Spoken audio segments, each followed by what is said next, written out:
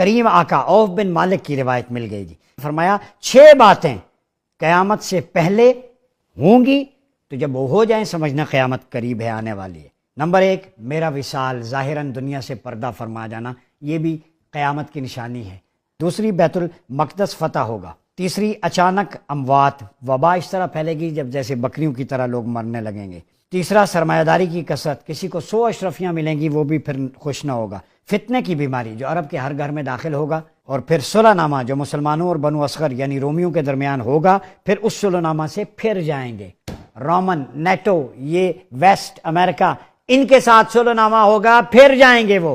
میں شنید نہیں، میں یقین سے کہتا ہوں یہ ابراہیم ایکارڈ کی بات ہے، جو معاہدہ ہوگا لیکن اس سے وہ پھر جائیں گے۔ یہ قیامت کی نشانی آ رہی ہے۔ تمہارے مقابلے میں وہ صلح نامہ پھیر کے جھنڈے لے کے آئیں گے، ہر ان کے کتنے جھنڈے لے کے آئیں گے؟ 1 پرچم لے کے تمہارے مقابلے کے لیے 80 جھنڈے، 80 فلیگز۔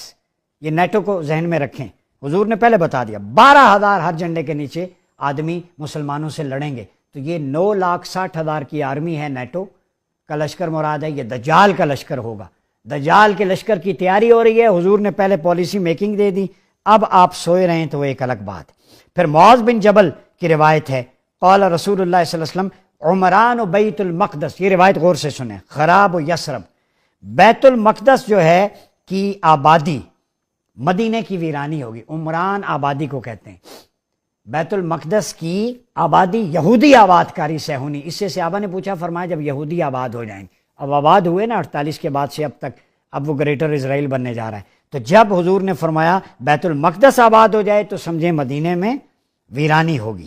وہ خراب و یثرب خروج الملحمہ، جب مدینے کی ویرانی ہوگی تو لڑائیاں ہوں گی، ملحمت عظمیٰ، جنگ عظیم ہوگی، فتنے ہوں گے۔ پھر اس کے بعد خروج الملحمہ فتح قسطنطنیہ، ملحمہ کا بڑی لڑائی کا ظہور، اور اس کے بعد قسطنطنیہ استنبول فتح ہوگا رومیوں یا یہودیوں کے ہاتھوں، وہ ابھی باقی ہے۔ وہ فتح قسطنطنیہ خروج الدجال، جب استنبول ٹاپل ہو جائے گا پھر دجال کا خروج ہوگا، ٹھیک ہے۔ ثم ضرب بیدی علی فخذ الذی حدث منکبی قال ان هذا الحق کما انہا ہونا او کما انت قائد ہی معاذ بن جبل۔ ابو داؤد کتاب الملاحم باب فی امارات الملاحم، کہ آپ نے فرمایا کہ جب قسطنطنیہ فتح ہو گیا پھر دجال کا ظہور ہوگا، پھر اپنا ہاتھ یعنی معاذ بن جبل کی ران یا مونڈے پہ مارا۔ آپ بیان فرما رہے تھے یہ ایسے ہی یقینی ہے جیسے معاذ تمہارا یہاں ہونا، یہاں بیٹھنا یقینی ہے۔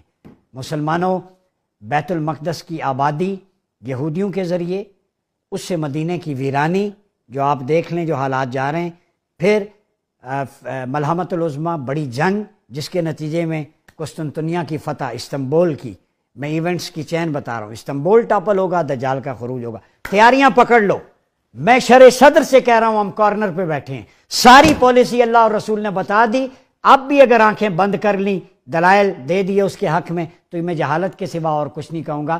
اپنی صف بندی کر لیں، سروائیول آپ کی دا لیونٹ کے ریوائیول میں ہے، شام کی بحالی میں ہے، پورے اس خطے کو دوبارہ شام بنانا ہوگا، رسول اللہ کا شام جو آپ کے دور میں تھا، جس کے لیے طوبیٰ للشام، جس کے لیے اللہم بارک لنا فی شامنا، اللہم بارک لنا فی یمننا کی دعائیں ہیں۔